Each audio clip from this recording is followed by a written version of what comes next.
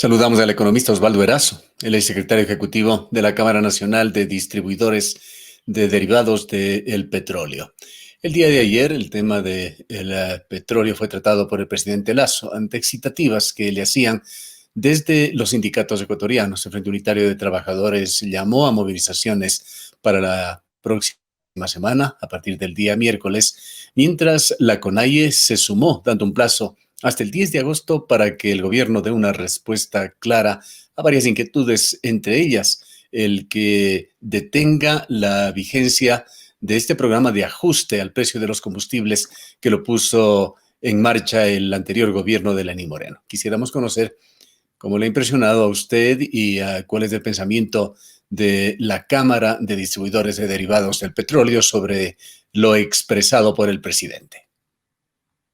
Don Gustavo, qué gusto saludarle y a través suyo a toda su distinguida audiencia.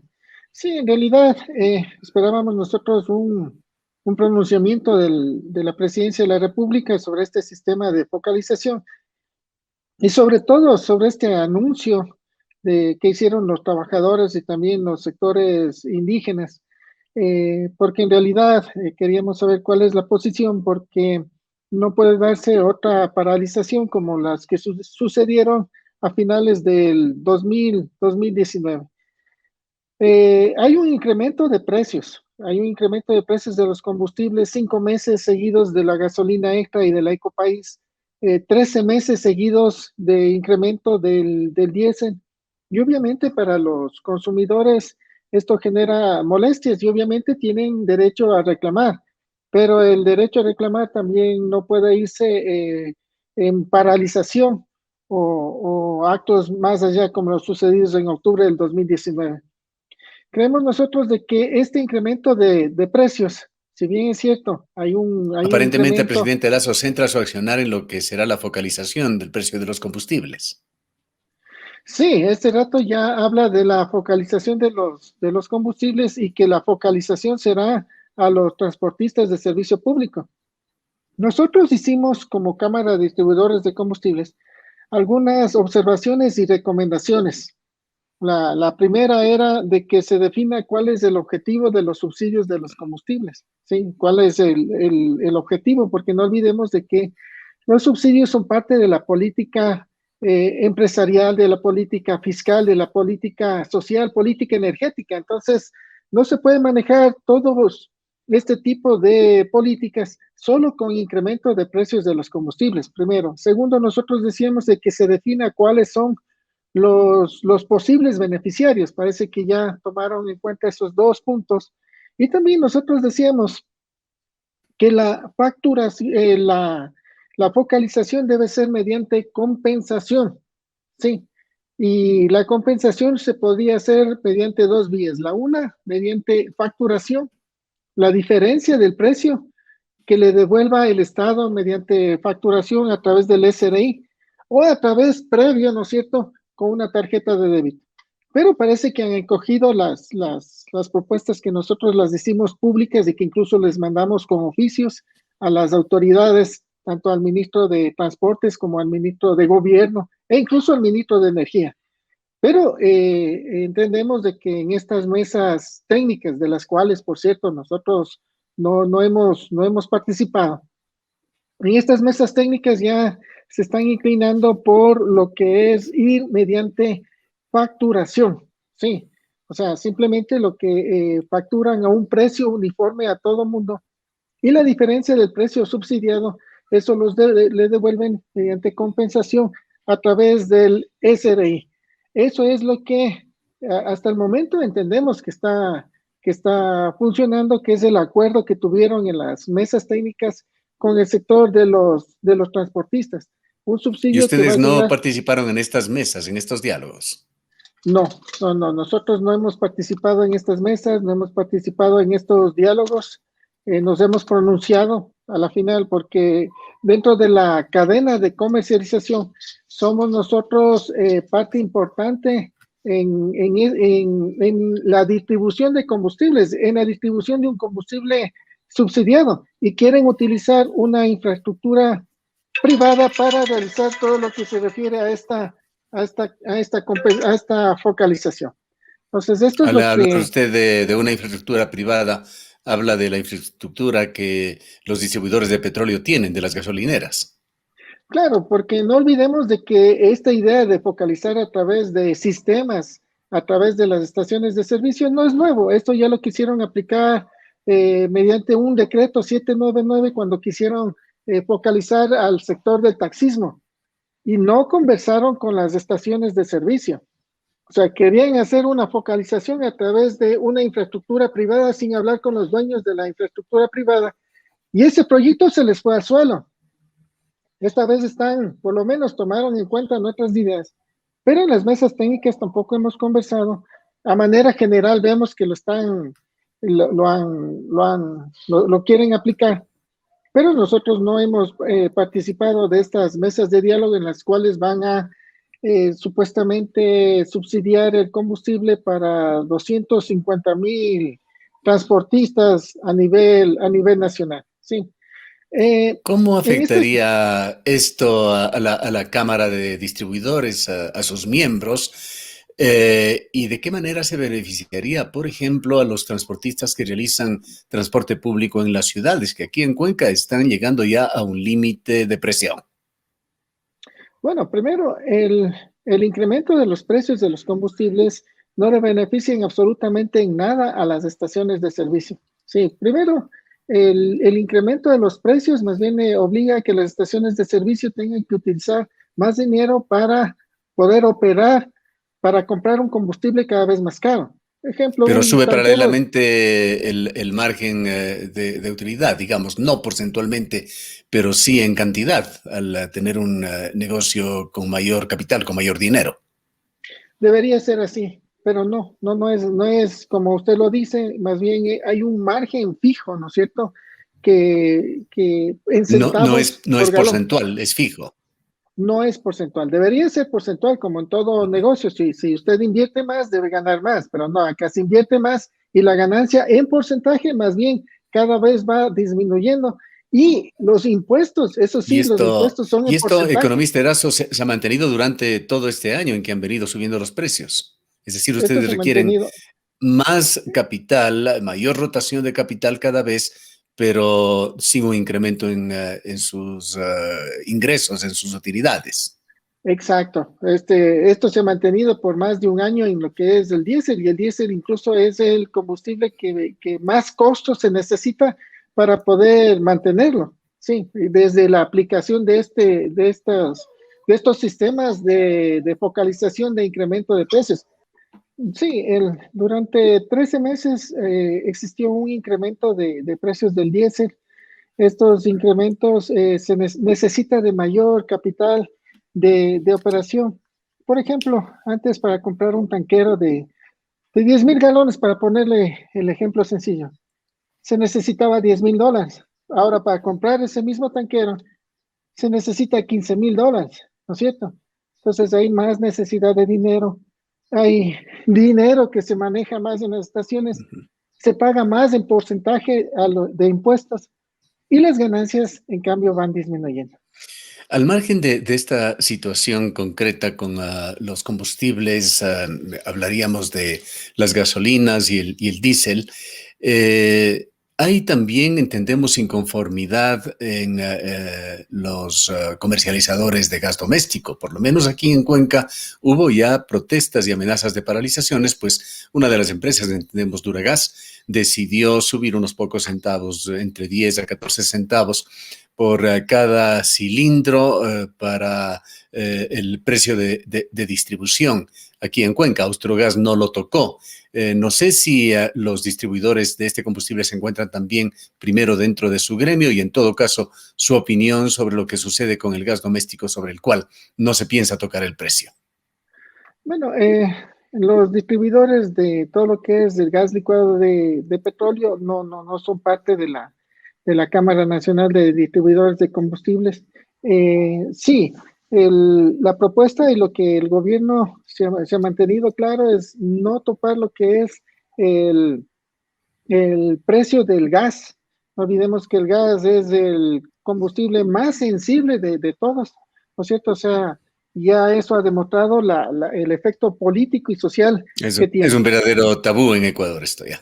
Y está totalmente subsidiado, no totalmente, pero por ejemplo, se ven lo que le cuesta al país importar lo que es el gas, más o menos le cuesta al país, un cilindro le estaría costando como $12, cuesta aparte de todo lo que es de transporte, el almacenamiento, el envasado, y le vende el Estado oficialmente a $1.60.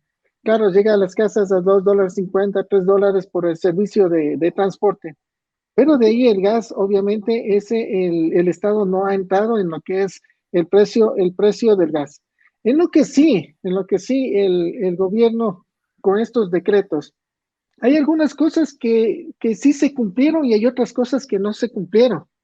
Sí, ¿Cómo por qué? ejemplo, primero con los decretos desde el 1054 de mayo del 2020 que empezaron a incrementar los precios de los combustibles, ¿qué fue lo que se cumplió?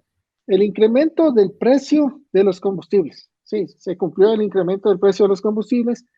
Obviamente disminuyó los subsidios de los combustibles, bajaron la calidad de la gasolina extra y de la Ecopaís de 87 a 85 octanos, sí, o sea, nos subieron el precio, pero nos bajaron también la calidad, ¿no es cierto? Eso fue lo que cumplieron, pero ¿qué fue lo que no cumplieron? Hablaron de importar gasolinas libremente, gasolinas de 87 octanos para arriba. Eso no se cumplió, en la práctica no se dio. Hablaban de dos mercados, ¿no es cierto? Dos mercados, uno regulado y uno que no estaba regulado, que el uno iba a ser manejado por el Estado, ¿no es cierto? Y el otro por el sector privado. Eso tampoco en la práctica nunca se dio. Hablaron de que iban a emitir normas técnicas, ¿no es cierto? Le daban incluso 120 días al INE para que haga las normas técnicas que se ajusten a los requisitos de la calidad Euro 5. Sí, esos 120 días, si no me equivoco, terminaban en enero de este año y no Sigue se en ha cumplido. definitiva es estatizada la comercialización, excepto en la última etapa, ya a nivel de los vendedores de gasolina, de las bombas, sigue manejando el Estado la importación de los combustibles. Y en esto de las normas también conocimos por allí que en lugar de mejorar, de dar mecanismos para incrementar la calidad de los combustibles, se había bajado ostensiblemente uno de los parámetros importantes en el diésel, que es el contenido de azufre. En definitiva, el diésel premium vendría con más azufre, sería más contaminante con el cambio de esta norma de parte del INE, que es un tema que nos gustaría también nos confirme. Bueno, en lo que se refiere a la calidad de los combustibles, primero nos están subiendo los precios a precios internacionales de los combustibles, pero así como nos están subiendo los precios a precios internacionales, la calidad también debería ajustarse a normas y calidades internacionales, y no Y la está calidad pasando se está eso. manteniendo, más La bien calidad se bajando está en el caso del manteniendo diésel. y más bien la calidad de la gasolina EPA y del Ecopaís nos bajaron 2 octanos. En lo que se refiere a la cantidad de azufre, ¿no es cierto? Las partes por millón, se está cumpliendo con la norma, sí, pero son normas que deberían actualizarse a normas internacionales. Entonces, claro, ¿cuál es el pretexto de Petroecuador? Estamos cumpliendo con las normas, sí, pero son normas La norma caducas que nacional deberían del INE, la norma nacional del INE es más contemplativa, menos exigente que las normas internacionales. Exacto, las normas internacionales, por decirle algo, la cantidad de azufre, máximo 10 partes por millón. Aquí manejamos con 500 partes por millón, ¿no es cierto? Las Una normas diferencia bárbara. internacionales, claro, las normas INE, por ejemplo, nos dicen la gasolina tendría mejor octanaje que incluso nuestra gasolina super, y esa gasolina no la tenemos acá. Entonces, En no cuanto a hay normas. contenidos, en cuanto a contenidos de plomo en las gasolinas, ¿cómo están las normas? Las normas están cumpliéndose la cantidad de plomo, la cantidad de azufre, según la norma nacional. O sea, eso es lo que le estamos comentando, de que están Bueno, cumpliendo con la norma nacional. Pero la norma esto es muy nacional delicado. Es muy Es delicado, es una, decir, la política del gobierno hasta ahora es de elevación de precios a niveles internacionales, pero en todo caso manteniendo una calidad que está por debajo de los estándares internacionales. Ahora, en el otro lado, usted señalaba que su preocupación y la de su sector era que vuelvan a repetirse paralizaciones tan graves como las que se dieron en octubre del 2019.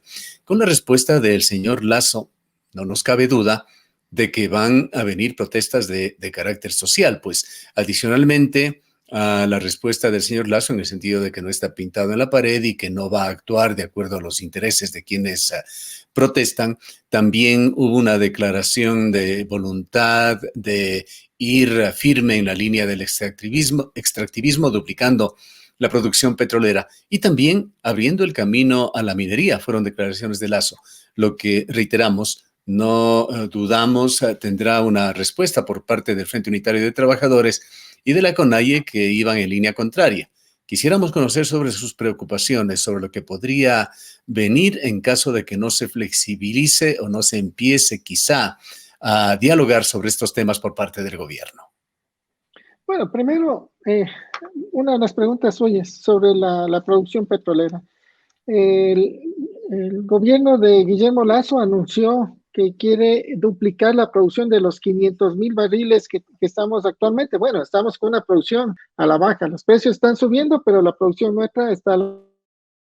Pero en declaraciones que hizo, que le escuché al ministro de Energía, él decía que en los 4 años que durará el gobierno, supuestamente va a subir la producción no de 500,000 a 1 millón, sino que se incrementaría en alrededor de 150,000 barriles diarios, que el objetivo de duplicar la producción es un objetivo, es una vara muy alta, ¿no es cierto? Entonces ya como que ya están anunciando de que ese objetivo de los 500,000 barriles de incremento no se van a cumplir, porque para eso se necesita inversión, ¿no es cierto? Se necesita personal técnico y bueno, el personal técnico que están utilizando ahorita es el mismo personal técnico que trabajó en el morenismo y que ahí también nos dijeron que iban a subir a 700,000 barriles y no lo cumplieron y más bien bajó. Entonces, y con ese mismo personal técnico que no cumplió antes, ¿cuál es la seguridad que ahora sí va a cumplir? ¿No es cierto? Eso con la una. La otra, con lo de las declaraciones del presidente, creemos que es necesario, el gobierno tiene que estar firme con una posición, sí, pero también creemos que sí debería flexibilizarse un poco en los incrementos de los precios, porque si bien es cierto, va a focalizar al sector de los transportistas, pero todo el producto que no está focalizado, o sea, quienes utilizan carros con gasolina extra, con la gasolina Ecopaís, e incluso los autos que utilizan diésel que no estarán dentro de este sector focalizado, también seguirá incrementándose estos precios con este sistema de balas. Y el diésel Ese en incremento, particular se encuentra muy lejos aún de los precios internacionales. Habrá una subida muy significativa. claro, o sea, todavía le quedarían algunos meses para que siga incrementándose. Y este incremento ya no debería ser del 5% mensual, ¿no es cierto? Sino ya con un porcentaje mucho menor, del 1 o el dos Posiblemente por ciento. macro incrementos, sí.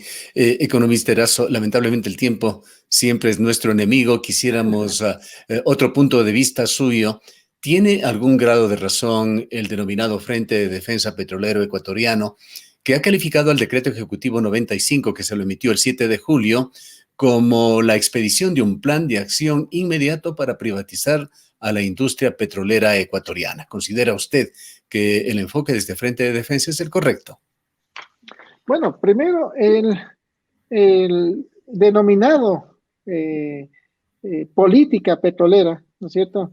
Primero es un plan de acción, o sea, no es un plan de acción porque primero no está definido cuál es el problema, cuál es el objetivo, cuáles son los indicadores, tampoco señala cuáles van a ser las metas, las alternativas, los beneficiarios. No, o sea, Usted no, diría que no es habla un así. plan de acción inmeditado, entonces. Es un plan de acción, es un plan de acción que lo plantearon y que lo denominaron política pública. Y en realidad, para ser política pública le falta muchísimo.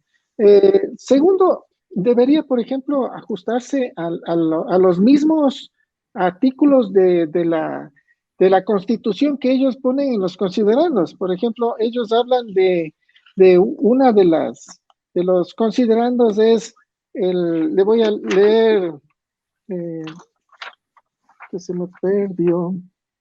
En el artículo 316 de la Constitución, ¿no es cierto? Hablan de que se formarán las empresas mixtas, pero no ponen un decreto.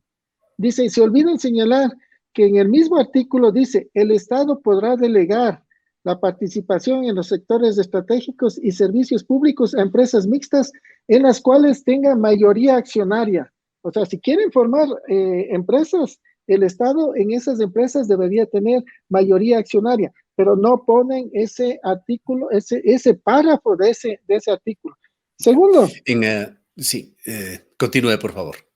sí, eso en la primera parte. Segundo, no olvidemos que todo lo que es energía es servicio público y es responsabilidad del Estado. Y si quieren ellos delegar todo lo que es las refinerías, los campos petroleros, ¿cuáles campos petroleros? El ITT es el único que le queda a Petroecuador o Sacha, y que entregar esos dos campos. O sea, si queremos nosotros inversión, que venga la inversión. Bien, ¿Qué ha pasado, bienvenida. economista Erazo, con la venta de las bombas de gasolina de Petroecuador?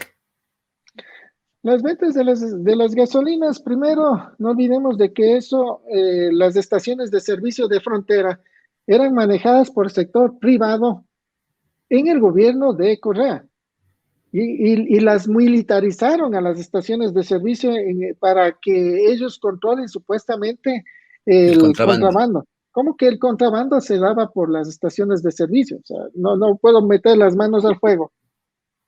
Pero no olvidemos que la causa de que exista un mal uso de combustibles es la diferencia de precios de un país a otro Ujú. país, ¿sí? Y las militarizaron y posteriormente las declararon de utilidad pública y pasaron esas estaciones de servicio a manos de Petroecuador, ¿sí? Sería ¿Qué bueno pasa verificar. concretamente ahora? Este dato sacaron ya, van a sacar a la venta, ¿sí? Deberían valorar las estaciones de servicio y llamar a una licitación. Pero asimismo, como fueron obligados, los anteriores dueños deberían darles una prioridad a ellos si es que quieren ellos recuperar las estaciones de servicio que eran de ellos. Lo cierto, han Bien, pasado ya el tiempo, algunos años. el tiempo lamentablemente no nos da para más, economista Erazo. En dos o tres cosas concretas, ¿qué le diría usted al gobierno nacional con respecto a estos temas sobre los que hemos dialogado desde la Cámara Nacional de Distribuidores de Derivados de Petróleo? Primero, que las bandas que se van a seguir ajustando mensualmente en los precios de los combustibles debería ya ajustarse ya no al 5% mensual, sino máximo entre el 1 y el 3% máximo, o sea, por la situación económica que vive el país. Porque los combustibles, principalmente el diésel, sí tiene efecto inflacionario, primero. Y segundo, hay un ahorro de subsidios que se está generando, sí, por los incrementos de los precios. ¿Cuál es el destino de estos ahorros por subsidios? Bien, muchísimas gracias por habernos acompañado y por su valioso criterio. Han escuchado al economista Osvaldo Erazo, secretario ejecutivo de la Cámara Nacional de Distribuidores de Derivados de Petróleo. Nos vamos a una breve pausa.